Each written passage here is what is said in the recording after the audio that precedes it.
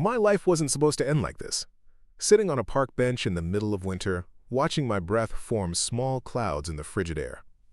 3 days ago, I had a house. I had warmth. I had what I thought was a family. But family isn't supposed to throw you out like yesterday's garbage, especially not your own flesh and blood. Before we jump back in, tell us where you're tuning in from, and if this story touches you, make sure you're subscribed, because tomorrow I've saved something extra special for you. My name is Robert Coleman. I turned 73 last month. For 48 years, I lived in the same two-story colonial on Maple Street. It's where I raised my daughter, Olivia. It's where I nursed my wife, Margaret, through cancer until she passed 15 years ago. It's where every floorboard, every chipped tile, and every faded wallpaper pattern held memories that made the place more than just a house. It was my anchor in this world. I never thought I'd lose it because of my own daughter. The first signs appeared about 6 months ago. Olivia started visiting more frequently, something that would normally delight any father. After years of sparse holiday appearances and obligatory birthday calls, she suddenly had time for Sunday dinners and midweek check-ins. She'd bring her husband, Nathan, a slick financial advisor with an expensive watch and a smile that never quite reached his eyes. "Dad, have you thought about what you're going to do with this place?" Olivia asked one evening, gesturing around my living room as if it were a burden rather than a home. "It's so big for just one person. The stairs must be getting difficult." I looked at her over my reading glasses, setting down the newspaper. "The stairs and I have an understanding," I said with a smile. "I don't complain about their steepness, and they don't mention how slow I've gotten." Nathan chuckled, but Olivia pressed on. "I'm serious, Dad. Property values in this neighborhood have skyrocketed. You're sitting on a gold mine here." That was the first time I felt the chill. Not the kind that comes from winter drafts sneaking through old window frames, but the kind that creeps up your spine when you realize someone is looking at you and seeing only what they can gain. "I'm comfortable here," I said firmly. "This is my home." The visits continued, each one featuring a new angle. The neighborhood was, quote, changing. The maintenance was overwhelming. I needed to think about the future. Each suggestion delivered with concerned looks and patronizing pats on my hand. What Olivia didn't know, what I had never told anyone, was that I wasn't nearly as financially stable as she assumed. The medical bills from Margaret's long illness had drained most of our savings. I'd been living carefully on my pension and Social Security, the house being my only significant asset. It wasn't that I hadn't considered downsizing. I had, but on my terms, when I was ready. Preparing and narrating this story took us a lot of time, so if you are enjoying it, subscribe to our channel. It means a lot to us. Now, back to the story.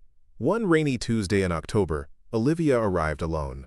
She sat across from me at the kitchen table, the same table where I'd helped her with homework, where Margaret and I had planned our modest vacations, where life's small and large moments had played out over decades. "Dad," she began, her voice gentler than usual, "Nathan and I have been talking. We think it's time for you to consider assisted living." The words hung in the air between us. Outside, rain tapped against the window like impatient fingers. "I don't need assistance," I replied, trying to keep my voice steady. "I'm managing just fine." "Are you?" she asked, gesturing toward a pile of mail on the counter. "Your property taxes went up again. The roof needs replacing.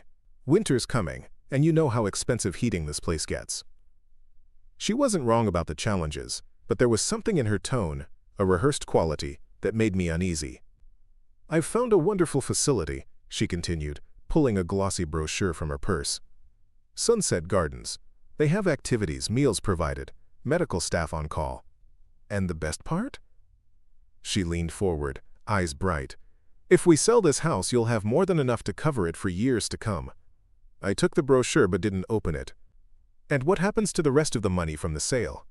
Her smile faltered slightly. "Well, we'd manage it for you, of course. Make sure it's invested properly."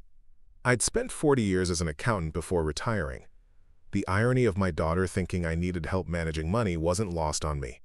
"I'll think about it," I said, knowing I wouldn't.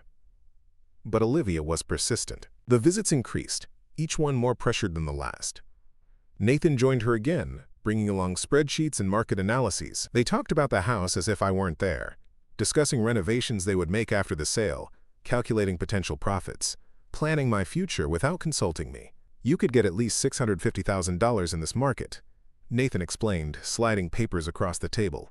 After paying off your remaining mortgage, that leaves about $550,000. Sunset Gardens runs about $4,000 a month, so that's more than enough for the rest of your... He hesitated, catching himself. For many comfortable years. The rest of my life. That's what he meant to say.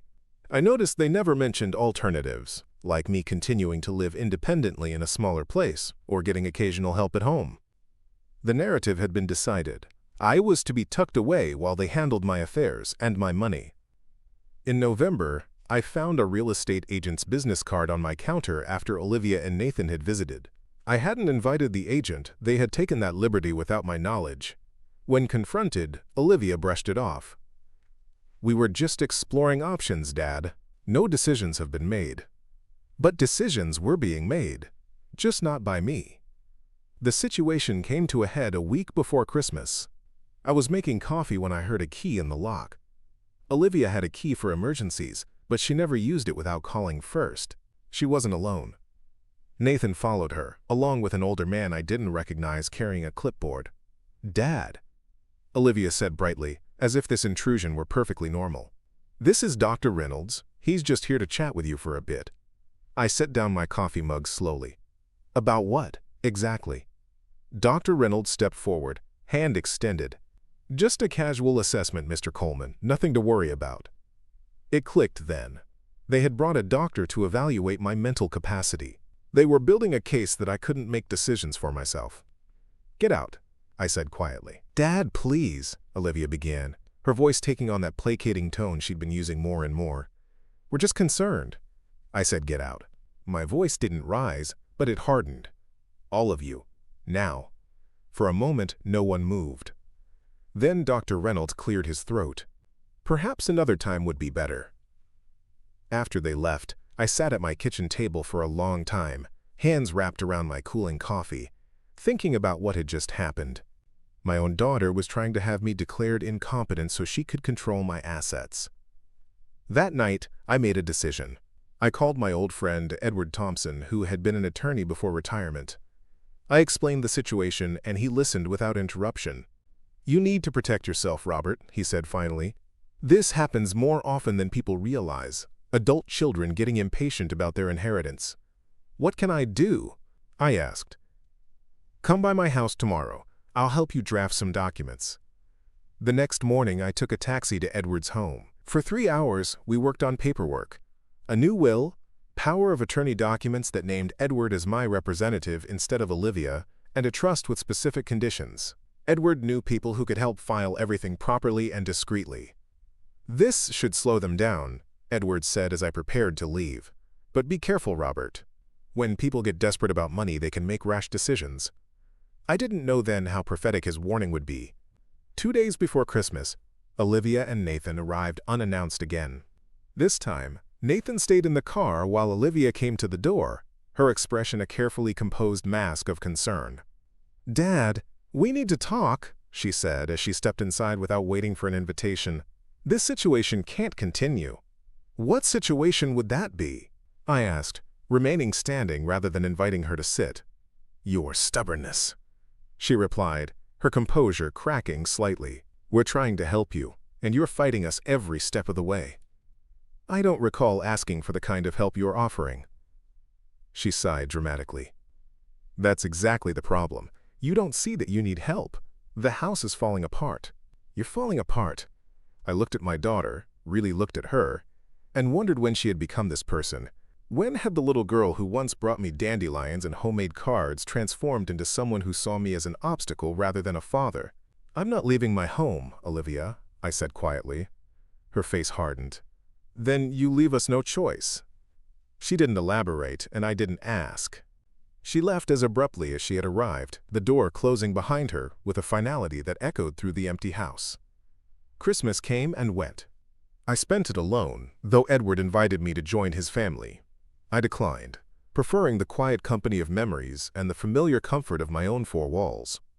On December 27th, everything changed.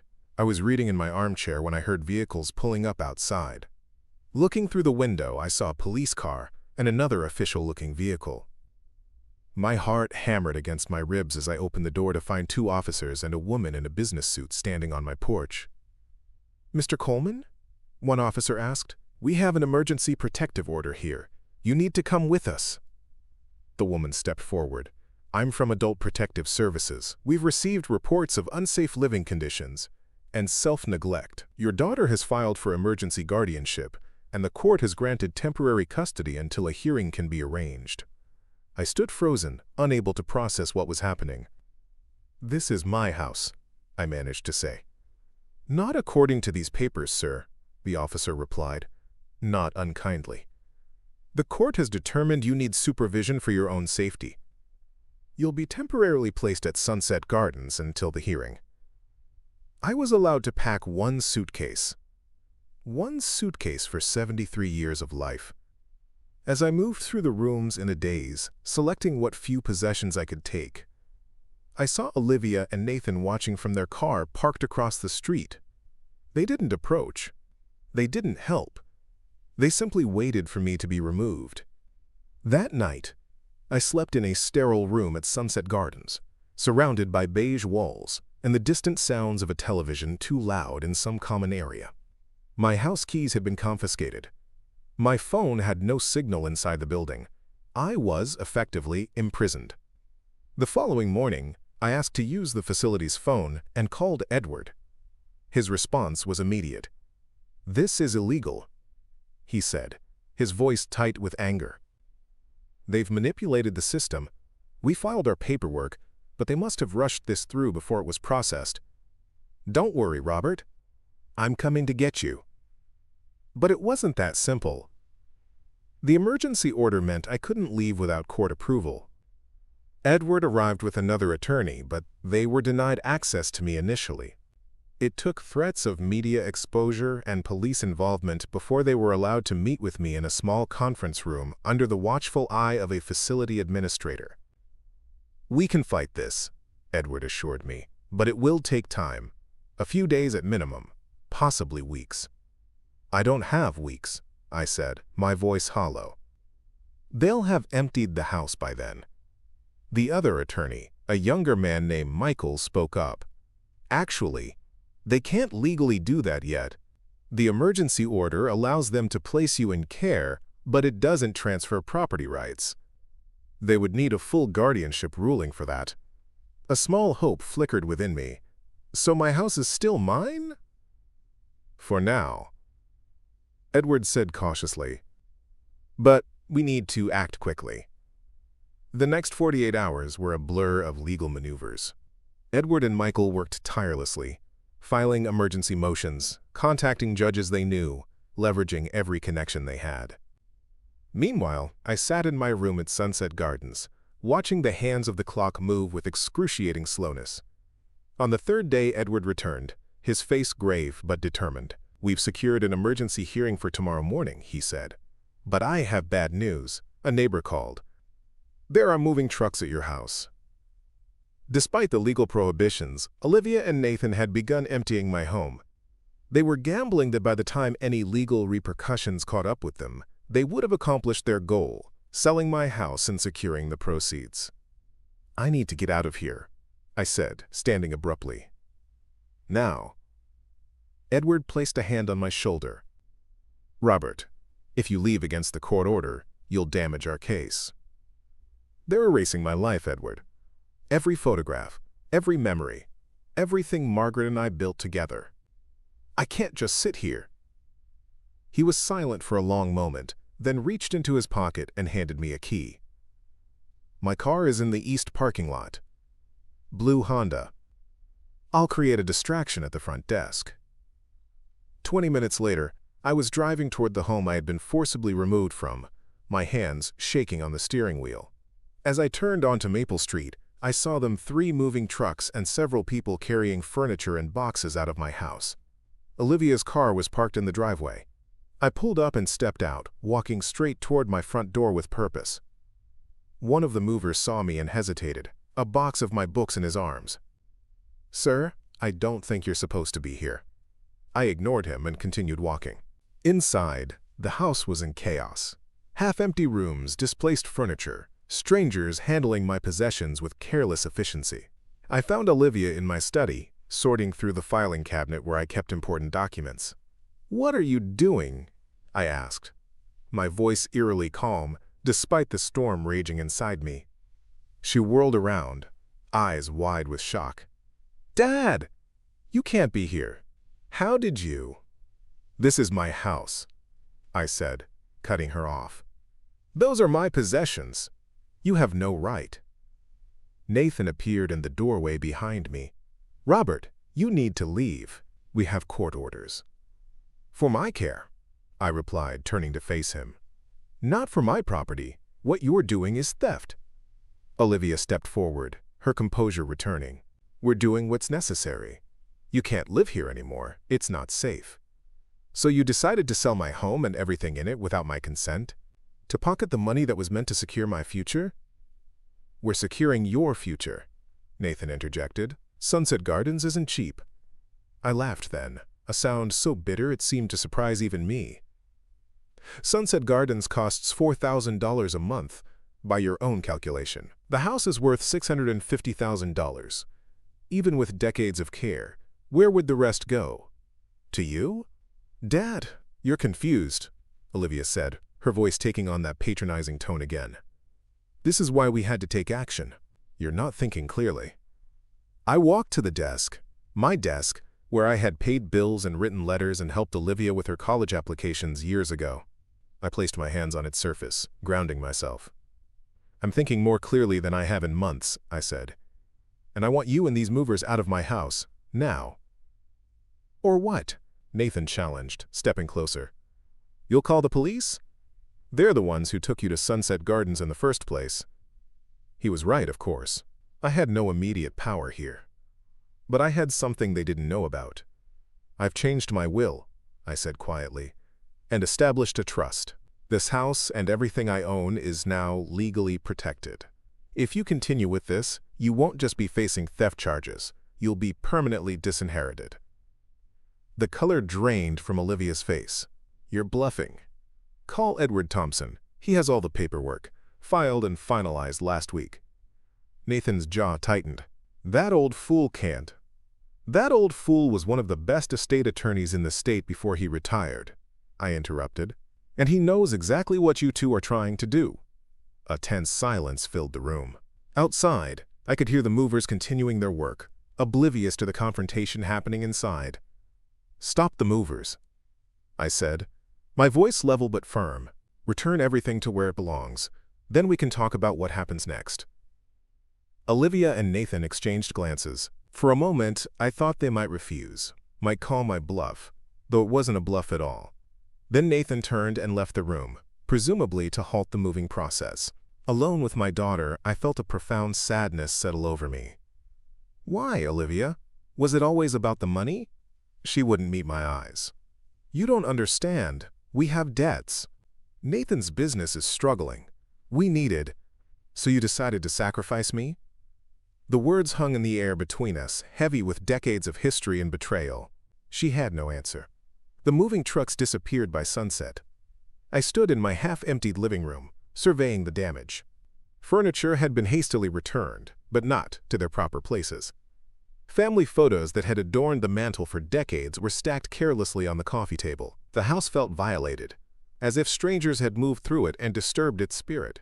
Before we jump back in, tell us where you're tuning in from, and if this story touches you, make sure you're subscribed, because tomorrow, I've saved something extra special for you.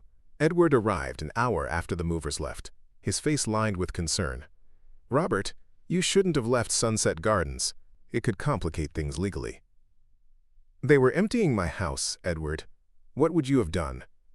He sighed, placing his briefcase on the kitchen counter. "Probably the same thing. But now we need to prepare for tomorrow's hearing. It's going to be challenging." We spent the evening organizing documents and preparing our case. Edward explained that the emergency guardianship order had been granted based on claims that I was living in unsafe conditions and exhibiting signs of dementia. "The house looks fine to me," I said, gesturing around the kitchen with its well-maintained appliances and clean countertops. "It's not about reality, Robert. It's about the narrative they've created. Olivia has been building this case for months, collecting evidence of your supposed decline. What evidence? I balance my checkbook every month. I haven't missed a bill payment in 40 years. Edward pulled out a folder. According to these reports, you've been forgetting appointments, leaving the stove on, mixing up medications. There are statements from concerned neighbors who claim they've seen you wandering confused in the yard. The betrayal cut deeper with each word. Not only had Olivia engineered this scheme, but she'd crafted an elaborate fiction about my mental state. None of that is true, I said, my voice barely audible. I know, Edward replied gently. But the court doesn't know that yet. That's why tomorrow is so important. I slept in my own bed that night, though sleep came fitfully. The house creaked and settled around me, familiar sounds that had once been comforting but now seemed to echo with warning.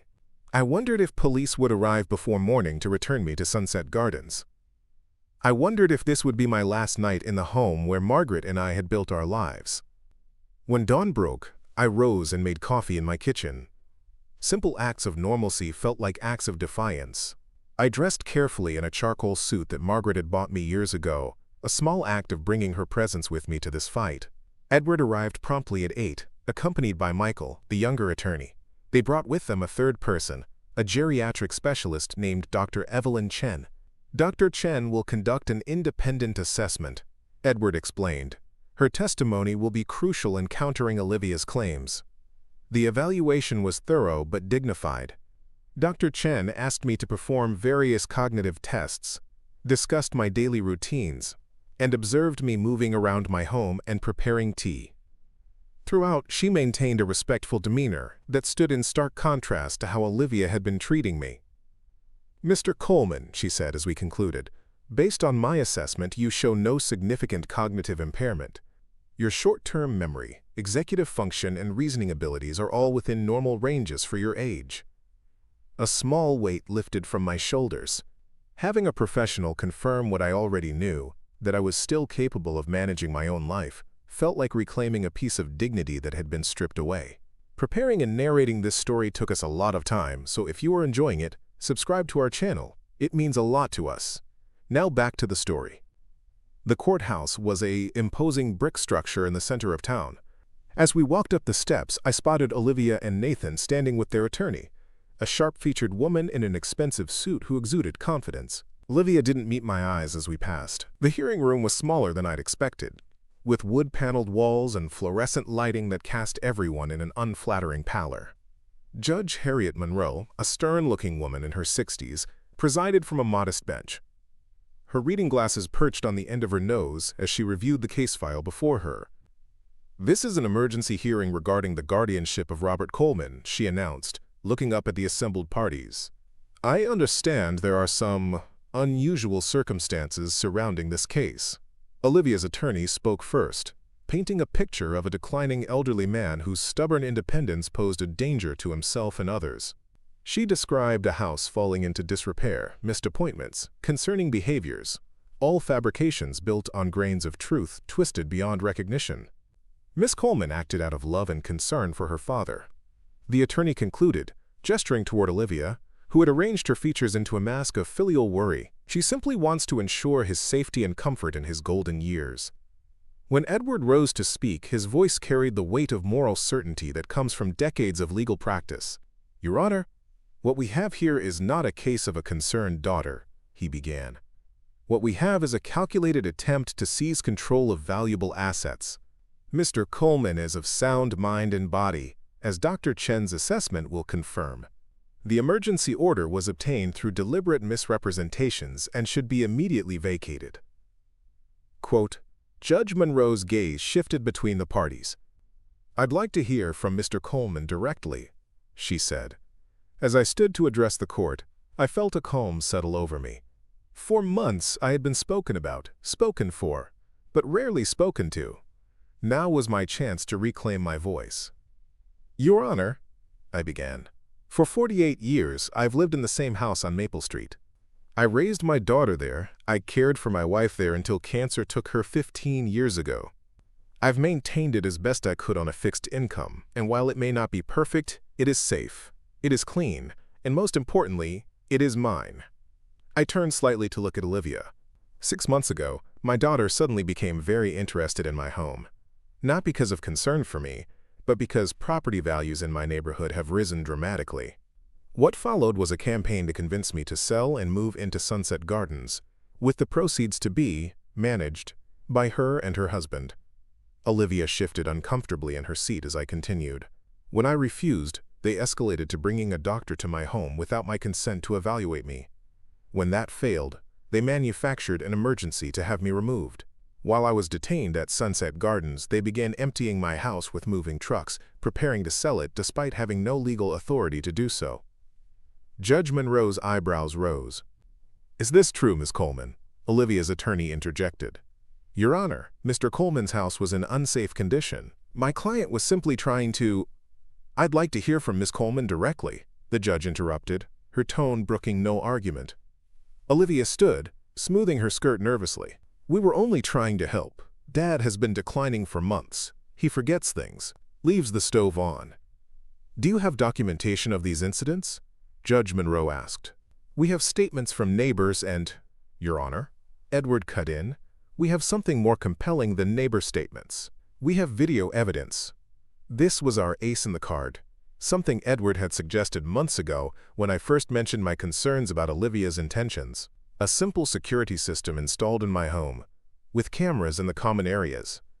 Not to catch burglars, but to document my daily activities and prove my competence. The court clerk set up a laptop and projector. The footage showed me going about my daily routines, preparing meals safely, reading the newspaper, organizing my medications in a weekly pill organizer, paying bills at my desk. Mundane activities that suddenly carried the weight of my independence. More damning was footage from the day before, showing the moving trucks and Olivia directing movers to remove my possessions while I was detained at Sunset Gardens. A heavy silence fell over the courtroom when the video ended. Judge Monroe removed her glasses and rubbed the bridge of her nose. "Miss Coleman," she said finally, "did you arrange for your father's possessions to be removed while he was under temporary guardianship?"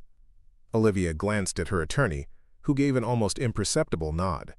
"We were preparing the house for sale, yes. For his benefit." "And did you have legal authority to sell his house?" "The emergency order." "The emergency order," Judge Monroe interrupted, "granted temporary guardianship of your father's person, not his property. It did not authorize you to sell his home or dispose of his possessions." The judge turned to me, her expression softening slightly. "Mr. Coleman, Dr. Chen's assessment indicates you are fully capable of making your own decisions. Based on the evidence presented, I see no justification for continuing the emergency guardianship. The order is hereby vacated." Relief washed over me like a physical sensation. I had won this battle, but as I glanced at Olivia's face, a mixture of anger and calculation, I knew the war wasn't over. Outside the courthouse, Edward placed a hand on my shoulder. "Congratulations, Robert. But we need to be vigilant. This won't be the end of it." He was right. Within a week, Olivia filed a formal petition for guardianship, this time through proper channels. The court date was set for 6 weeks later, giving us time to prepare but also leaving me in limbo, technically free but still under threat. During that time, I took steps to secure my independence. I had Dr. Chen conduct a full cognitive assessment, which I passed with flying colors. I hired a home inspector to document that my house was structurally sound and safe. I organized all my financial records to demonstrate my continued competence in managing my affairs. I also made a difficult decision. With Edward's help, I revised my will and trust one final time, removing Olivia entirely. It wasn't done out of spite, but out of self-preservation. Someone who would go to such lengths to control my assets could not be trusted to honor my wishes after I was gone. The formal guardianship hearing was held in a larger courtroom. This time, Olivia had gathered more witnesses. Neighbors who claimed to have seen me in states of confusion, a pharmacist who suggested I sometimes seemed disoriented when picking up prescriptions, even my barber, who apparently had concerns about my declining appearance. Each testimony felt like a small betrayal. These were people I had lived alongside for years, exchanged pleasantries with, considered part of my community. Had Olivia manipulated them all? Or had they always seen me as just a declining old man? Our side presented medical evidence, financial records, and testimony from longtime friends who attested to my continued sharpness and independence. Dr. Chen's professional assessment carried particular weight. Mr. Coleman exhibits normal age-related changes, but nothing that would impair his ability to make decisions or live independently, she testified. In my professional opinion, forcing him into a care facility against his will would likely cause significant psychological harm. The judge, a different one this time, a younger man named Judge Perkins, listened attentively to both sides. When all testimony concluded, he asked a question that cut to the heart of the matter. Miss Coleman, if your father were penniless, if his house had no value and he had no assets to speak of, would you still be pursuing guardianship with this level of determination? Olivia hesitated just a moment too long. Of course, Your Honor. This is about his safety. Judge Perkins nodded thoughtfully. Mr. Coleman, what do you believe is motivating your daughter's actions?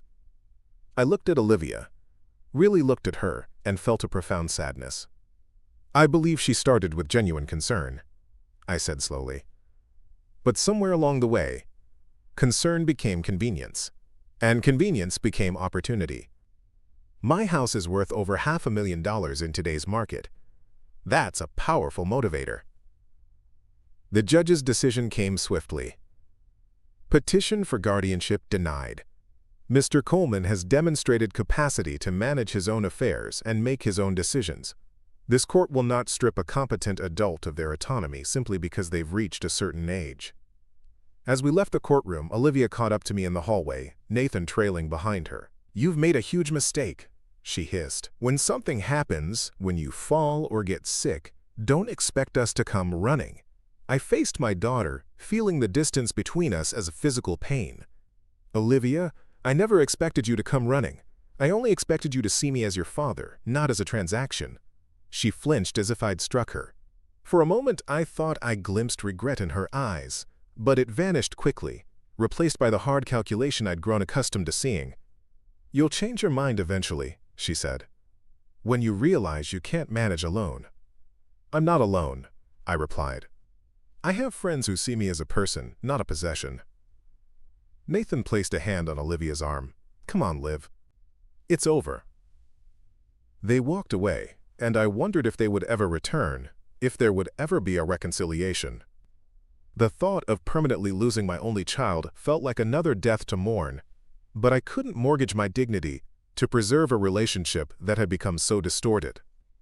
Back at home, Edward helped me put new locks on all the doors. Consider a more comprehensive security system, he suggested. Just to be safe. I nodded, though the idea of needing protection from my own daughter was still difficult to accept. That evening I sat on my porch swing, the same swing where Margaret and I had spent countless summer evenings watching the neighborhood children play. The house still needed work.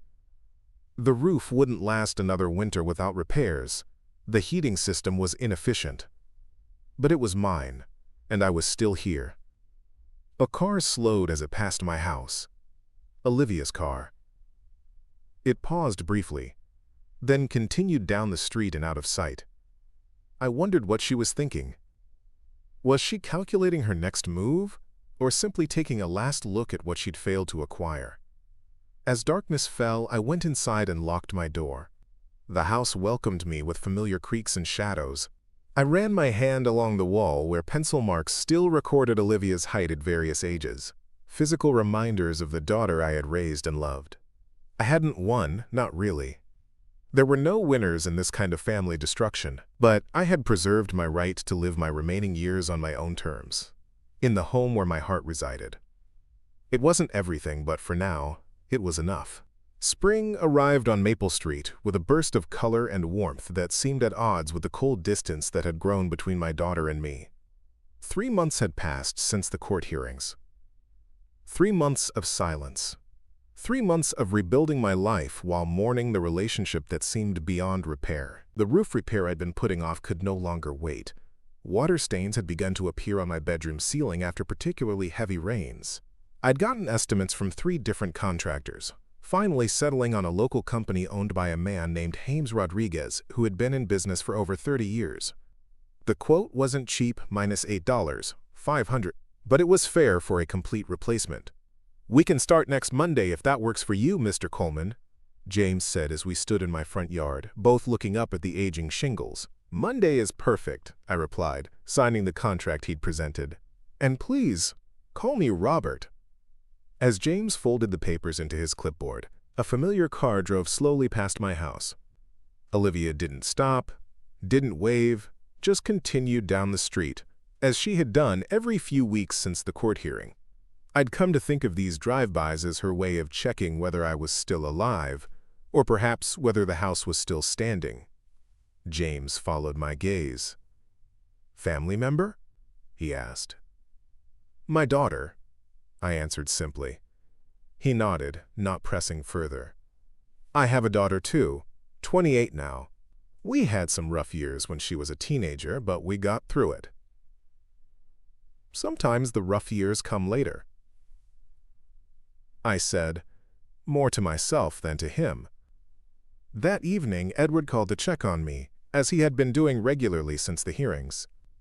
Our friendship had deepened through the ordeal, transforming from casual acquaintances to something closer to brotherhood. "The roofing company is starting on Monday," I told him. "Good. That's been needed for a while. You're using the money from your CD that matured?" "Yes. It'll nearly wipe it out, but the roof can't wait." Edward was silent for a moment. "Have you given any more thought to my suggestion? About selling and finding something smaller?" I sighed. The irony wasn't lost on me. Here was my friend suggesting the very thing my daughter had tried to force on me, but the difference was in the intention and the approach. Edward was genuinely concerned about my long-term financial security, not looking to profit from my decisions. "I have," I admitted, "but I'm not ready yet. This house, it's more than walls and a roof to me, Edward." "I understand. Just don't wait until you're in crisis. Make the decision while it's still yours to make." His words echoed in my mind long after we hung up. Make the decision while it's still yours to make. Wasn't that what the whole fight had been about? My right to decide my own future. Preparing and narrating this story took us a lot of time, so if you are enjoying it, subscribe to our channel. It means a lot to us. Now back to the story. Monday morning arrived with clear skies and the sound of trucks pulling up outside my house. James and his crew of 5 men worked efficiently, stripping away the old shingles to reveal the wooden decking beneath. Some areas needed replacement where water damage had occurred, adding to the cost but necessary for a proper repair. I stayed home to supervise, bringing the workers lemonade around noon. As I handed a glass to a young man who couldn't have been more than 20, he nodded toward the interior of my house. "Nice place you got, sir. Been here long?" "Nearly 50 years, I replied. He whistled low. "That's longer than my parents have been alive." The comment made me smile, but also brought home the reality of my situation. This house had been my constant through a lifetime of changes. It had witnessed my marriage, parenthood, career, retirement, widowhood, the entire arc of my adult life. Around 3 o'clock, the familiar sound of Olivia's car caught my attention. This time, however, she didn't just drive by. She parked across the street and remained in the driver's seat, watching the work on the roof. After a few minutes, she stepped out and approached hesitantly. James, who was inspecting some of the wood replacement, gave me a questioning look. I nodded slightly, letting him know it was okay. "New roof?" Olivia asked as she reached the edge of the driveway. "Long overdue," I replied, maintaining a neutral tone. She glanced up at the workers, then back to me. "That's expensive." "Necessary," I corrected. An awkward silence stretched between us. Olivia shifted her weight from one foot to the other, clutching her purse strap like a lifeline. "How have you been?" she finally asked. "Managing," I said, then softened slightly. "And you?" "Fine. Busy with work." She paused. "Nathan and we're separated." The news surprised me, though perhaps it shouldn't have. Their marriage had always seemed more a partnership of convenience than love. "I'm sorry to hear that." She shrugged, trying to appear indifferent though her eyes told a different story. It was coming for a while. The whole situation with everything. It just accelerated things. By everything, she meant the attempt to seize control of my house, the scheme that had revealed the cracks in their relationship as well as in ours. "Dad," she began, then stopped herself. "I didn't come to cause problems. I was driving by and saw the work being done. Wanted to make sure you were okay." "I'm okay," I assured her. "Just taking care of what needs taking care of." She nodded, looking around the yard with an expression I couldn't quite read. Was it nostalgia? Regret? Calculation? After everything that had happened, I found it difficult to trust my interpretation of her motives. "Well," she said finally, "I should let you get back to supervising." As she turned to leave, something compelled me to speak. "Olivia, would you like to come by for coffee sometime? Just to talk."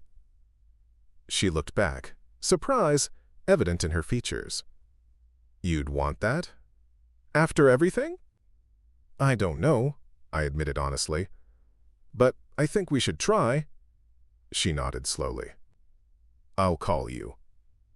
I watched her drive away, uncertain whether she actually would call, or if this was just another moment in our long estrangement.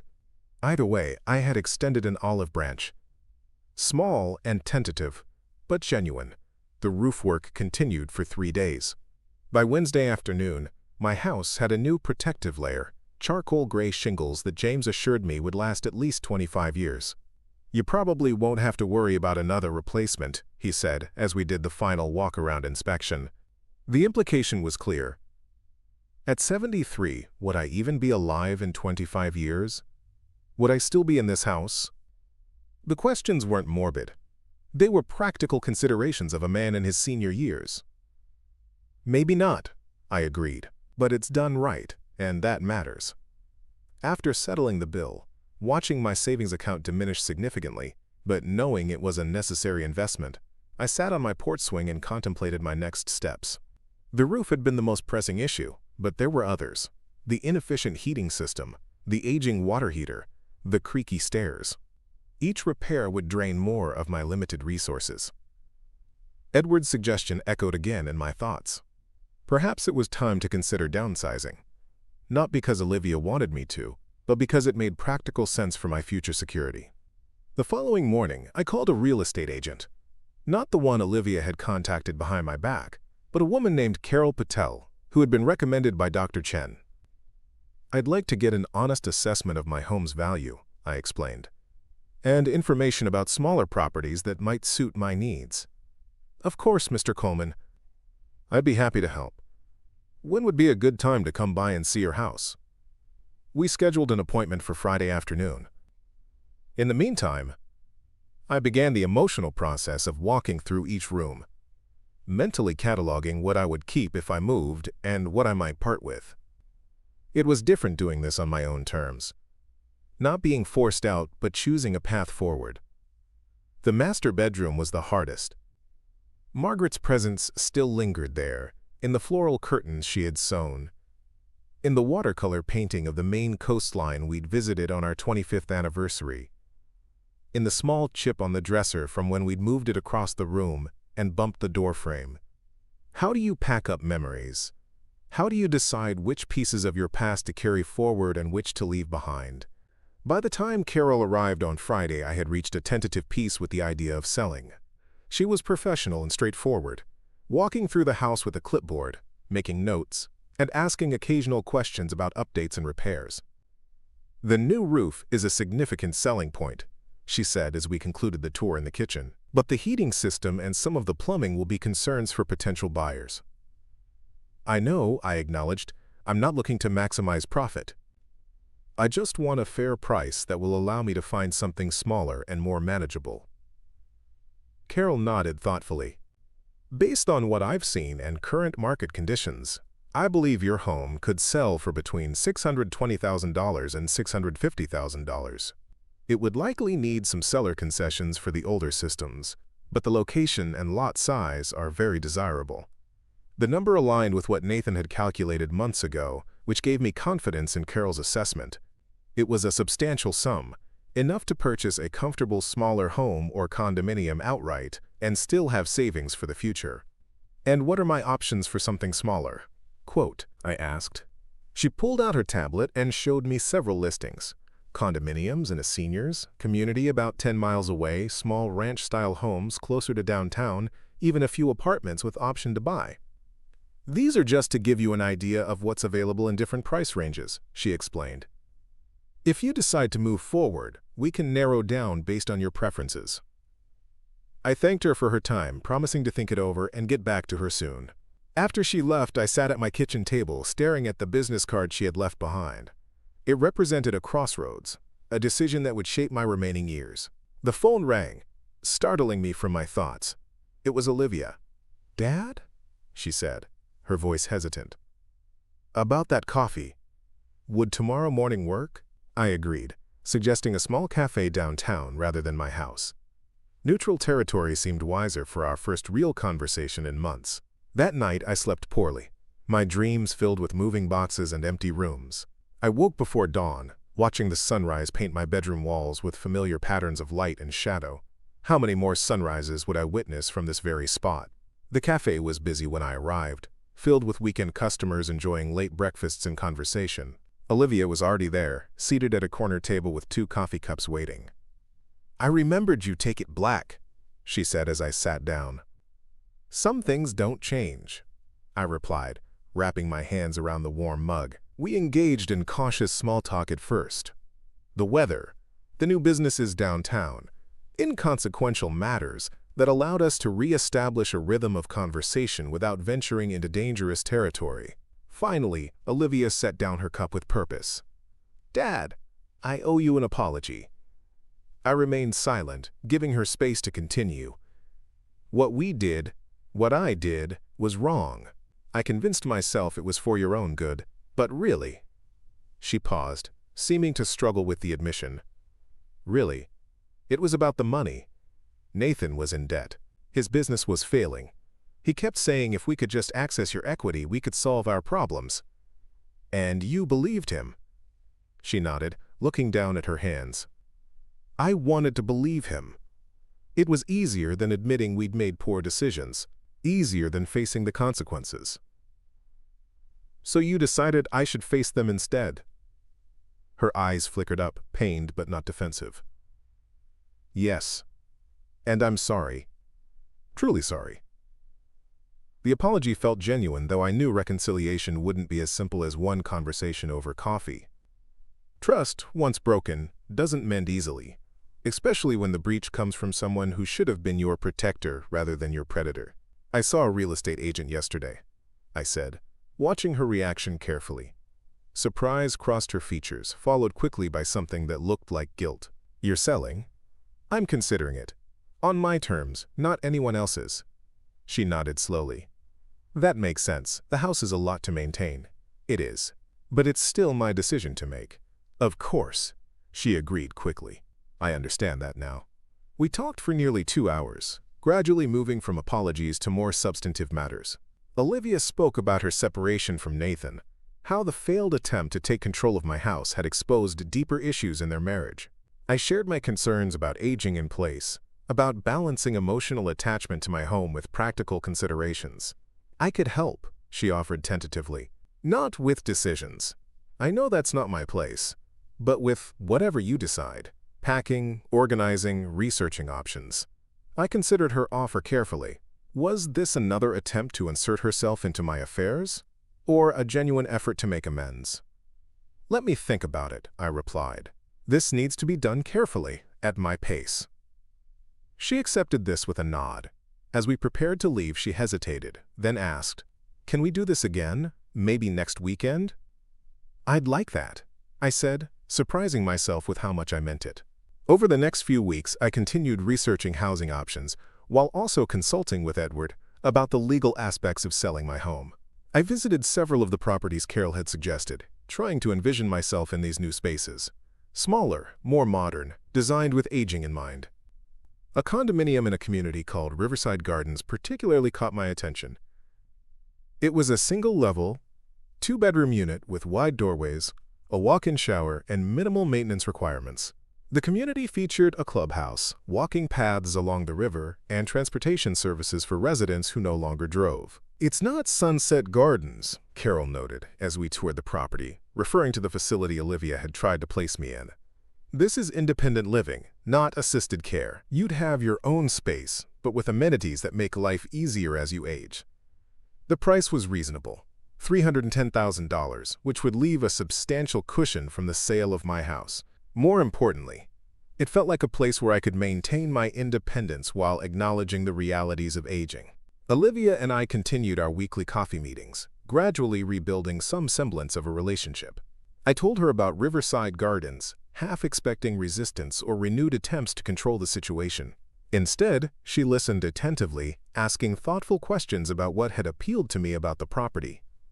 "Would you like to see it?" I asked, testing the waters. "Only if you want me to," she replied carefully. "This is your decision." The following weekend, we visited the condominium together. Olivia noticed practical features I had missed: the emergency call system in each room, the proximity to medical facilities, the security measures at the community entrance.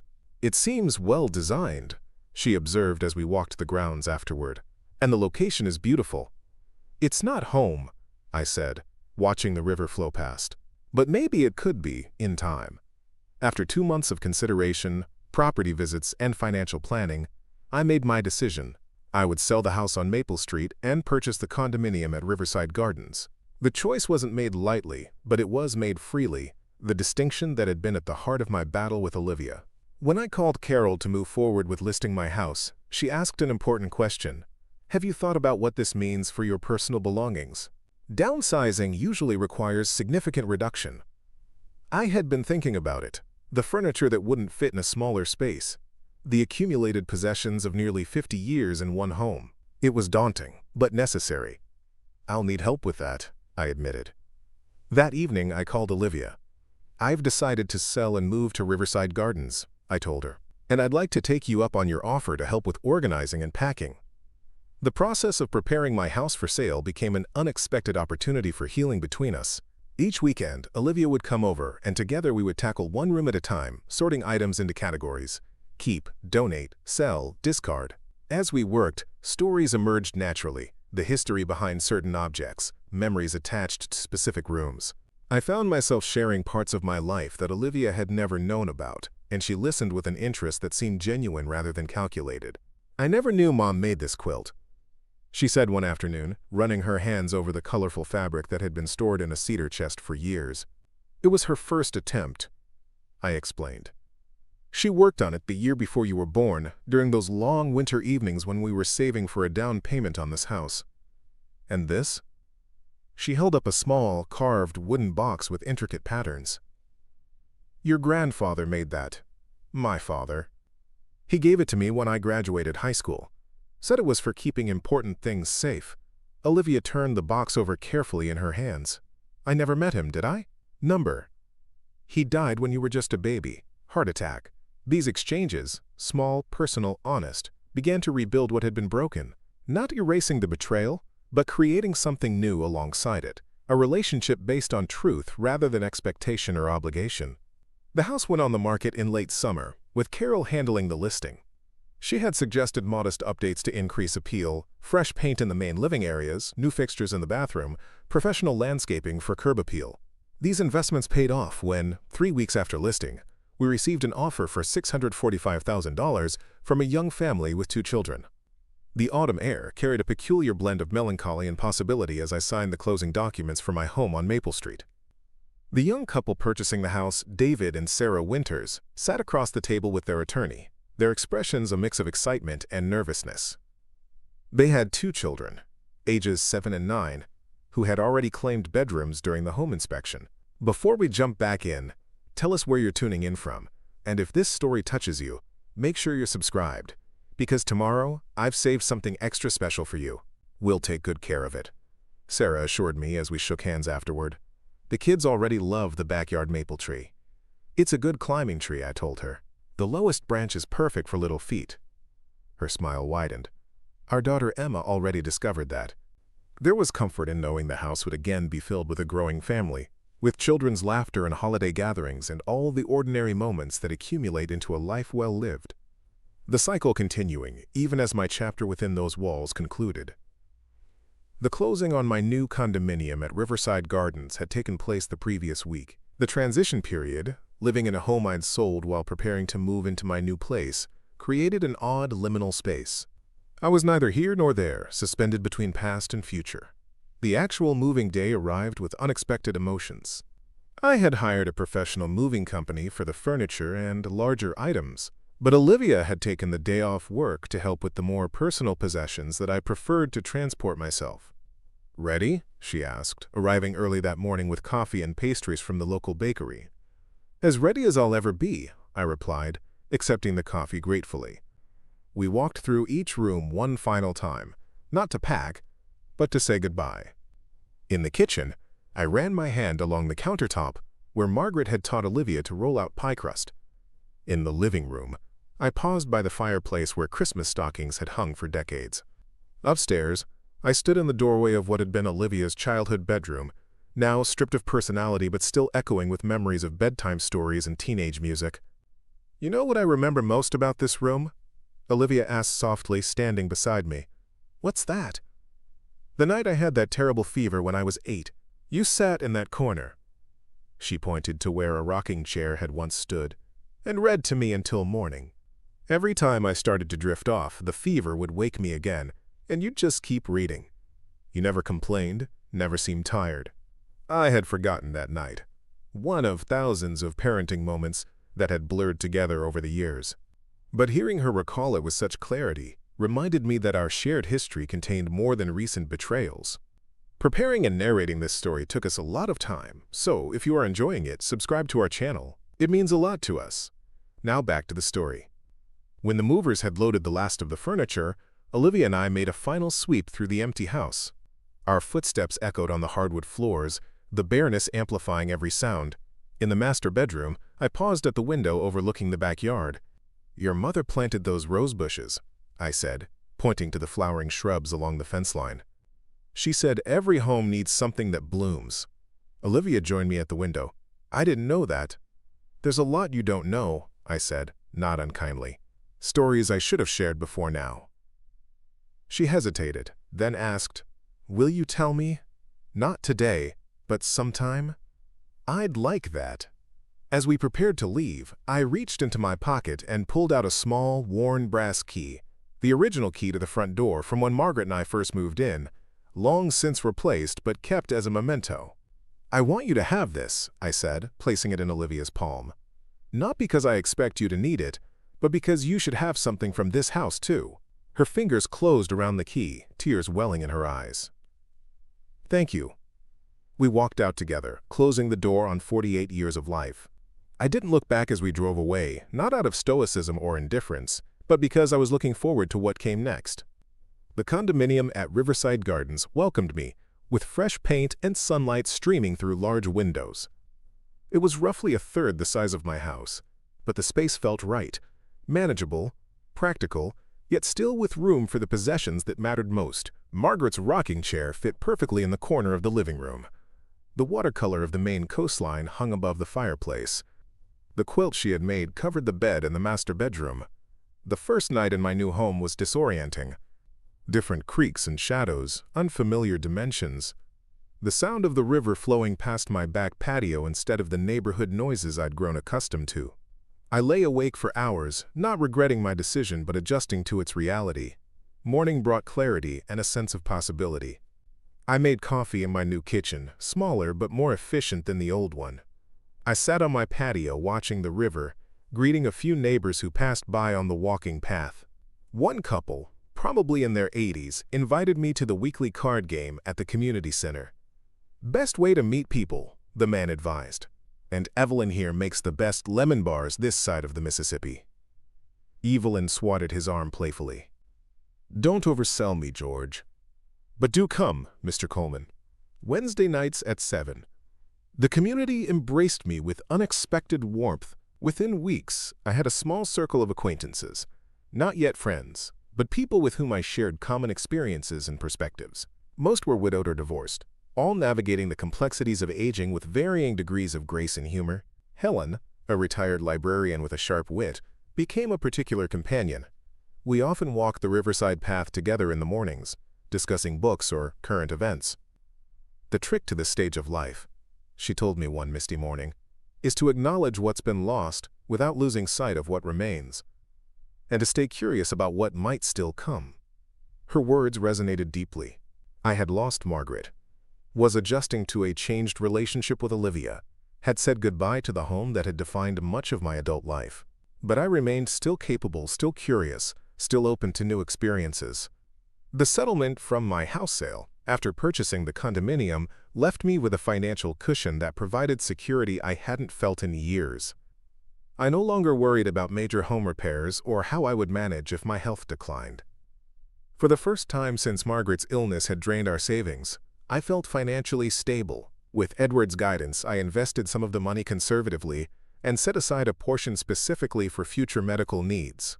The rest I allowed myself to use for experiences I had postponed for too long. Travel, concert tickets, classes at the local college where seniors could audit courses for minimal fees. 3 months after moving, I invited Olivia to dinner at my new home. Our weekly coffee meetings had evolved into something more substantial, genuine conversations about our lives, tentative steps toward rebuilding trust. The invitation represented another step forward. She arrived with a houseplant, a peace lily in a ceramic pot. I remember Dad saying every home needs something that blooms, she explained, echoing my words about her mother's roses. The gesture touched me deeply. We sat on my patio as the sun set over the river, sharing a meal I had prepared and talking about her work, my new community, mundane matters that formed the fabric of ordinary relationship. As we finished our coffee, Olivia broached a subject we had carefully avoided in recent months. "I've been seeing someone," she said hesitantly. "His name is Michael. He's a history professor at the community college." "That sounds promising," I replied, genuinely pleased for her. The shadow of Nathan, his financial irresponsibility and manipulative nature, had lingered even after their separation. "He's different from Nathan," she continued, as if reading my thoughts. "More grounded, less concerned with appearances." She paused. "I'd like you to meet him eventually, if you're open to that." "I'd like that too," I said, and meant it. Our relationship would never return to what it had been before her betrayal. Too much had happened, too many harsh truths revealed. But we were building something new, more honest in some ways. I was her father, but also a person with boundaries and dignity. She was my daughter, but also an adult with her own life and choices. Winter arrived with gentle snowfalls that transformed riverside gardens into a postcard scene. The river partially froze, creating intricate patterns of ice and flowing water. I found unexpected joy in the season. The community center with its fireplace and holiday decorations, the scheduled transportation that eliminated concerns about driving in bad weather, the camaraderie of neighbors checking on each other during particularly cold spells. On Christmas Eve, I hosted a small gathering. Olivia and her new friend Michael, Edward and his wife, and Helen from next door. The condominium accommodated us comfortably, the space filled with conversation and laughter. As I looked around at these people who had become my community, I realized that home was more fluid than I had once believed. The house on Maple Street had been home because of the life lived within its walls, not because of the structure itself. This new place was becoming home in the same way, through connections, through daily rituals, through the gradual accumulation of new memories alongside the treasured old ones. Later that evening, after everyone had left, Olivia lingered to help clean up. As we washed dishes side by side, a familiar routine from years past, she asked a question that caught me off guard. "Are you happy here, Dad? Truly?" I considered the question carefully before answering. Happy is a complicated word at our age. I'm content. I feel secure. I have purpose and connection. I placed a dried plate in the cabinet. "That's a good life by any measure." She nodded thoughtfully. "I worried, after everything, that I'd ruined your chance at happiness in these years." "You didn't," I assured her. "You tried to take my choices away, and that was wrong. But ultimately, I made my own decision to be here. That makes all the difference." The new year brought unexpected opportunities. The community center was seeking volunteers to teach various skills to other residents, and I found myself offering to lead a basic finance class. Drawing on my accounting background, I developed a simple curriculum focused on helping seniors manage their resources, understand scams targeting the elderly, and plan for long-term care needs. The class quickly became popular, expanding from 1 session to 3 to accommodate interest. Standing before a room of peers, sharing knowledge accumulated over decades of professional experience, I discovered a new sense of purpose and contribution. "You found your second act," Helen observed one evening as we walked back from the center together. "That's the secret, reinvention without abandoning who you've been." Spring returned to Riverside Gardens with an explosion of color, flowering trees along the walking paths, daffodils and tulips and community planters, the river flowing freely again as ice retreated.